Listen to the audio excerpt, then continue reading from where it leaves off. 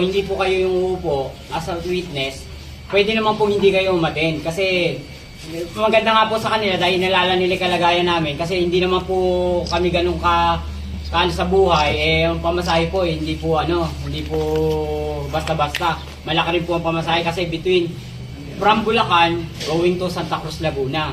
So doon pa lang po, at least kahit papano, sinabi naman sa amin ng piskal na hindi na kami, kahit hindi kami umaten, okay lang kasi nandun naman sila to represent us.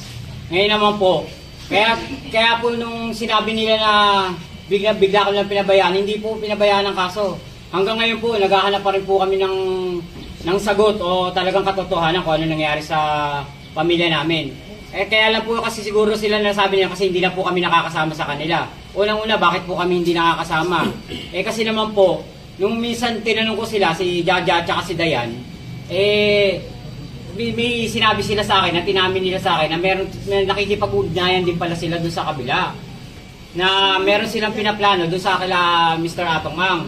Na may pinaplano sila, na mag-ano sila na, kumbaga parang hihingi sila ng 1 billion, tapos yung 1 billion na yon, hahatiin po yung isa dun sa witness, yung kalahati sa witness, and then yung kalahati po sa amin, at paghahatian po ng buong grupo. At yung paghahatian po na yun, ay depende pa po sa lakas ng kaso. So doon pa lang po, nagpaplano po sila ng ganun, hindi man lang po kami sinasabihan o inabisuhan.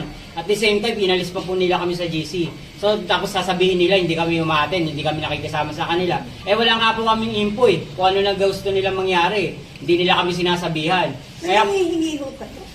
Nangihingi kayo ng 1 billion? Sila po, nagpaplano po sila at lumalapit po sila sa kabila na ganun nga raw po ang magiging siste. Inamin naman sa akin yung dalawa na yun. Kaya lang, ang nakakalungkot lang nun, hindi sinasabihan ng grupo. Kumaga parang sila lang po ang nagpaplano, wala kaming kaalam-alam. So doon pa lang, ano naman silbi namin nun, balang araw, sila lang ang tapos kami wala kaming alam. So papayag kayo kung sinama kayo sa 1 billion, sasama rin kayo? Hindi, yun nga po ang namin hindi namin alam yung plano nila So paano kami makakaano na, sabihin namin na sasama kami dun sa gusto nilang plano, wala nga po kaming alam Sila lang po nagplano nun Ano ngayon ang panawagan? Kami ang panawagan po namin, magkaroon po ng investigate, talagang investigahan po talaga lalo. At saka, kasi parang ang nangyayari po sila lang po yung gumagalaw, tapos kami walang alam, hindi naman po nila kami binibigyan ng info, pare-parehas naman po ang gusto natin lahat, magkaroon ng hustisya. Yun pa rin po hanggang ngayon, yun pa rin po ang hinahabol namin. Bakit yung pa-investigate? Ang alin? Po, yung kumbaga, eto na lang yung kaso, eto lang yung naririnig, eto lang yung binimbestigahan. Bakit hindi natin talaga i-investigate talaga para malaman natin kung ano tunay na nangyari? Ano bang sinasabi niyo tunay yung pangyayari na alam mo? Kasi naghihingi kayo ng re-investigation. Pero bakit nga ho?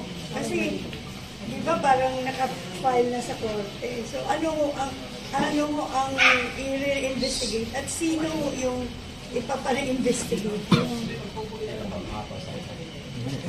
Magandang umaga po. Magandang umaga po sa lahat. Ako po si Aurelio Panaliga, case number 4 po ng Quezon at Summary.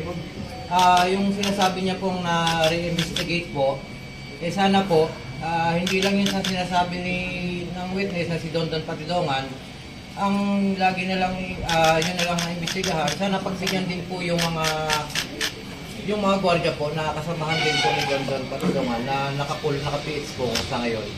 Yun po sana hinihiling namin na sana po magkaroon din ng re-investigation para sa kanila. Para naman po marinig din po yung panig nila. Yun lang po.